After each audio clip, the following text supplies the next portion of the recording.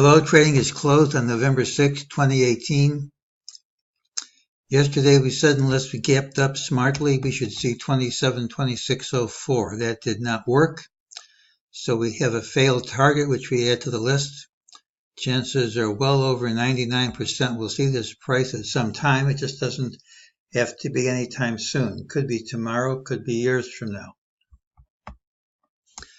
During the day, MEJT said this move would retrace, it did, that this rally would retrace, and even this drop would retrace, and all those things happen. Tomorrow's patterns, the one with the early high, doesn't mean we won't gap down first. Well, I think the election is a big event.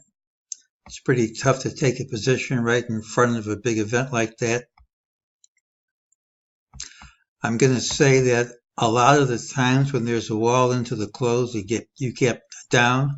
I'm going to say there's resistance from a number of totally unrelated systems at this high, but resistance doesn't have to hold. So you don't have to swing at every pitch. I'm not going to swing at this one. I will say if we gap down and move down sharply, if that happens, I can explain it after the fact. But it's not the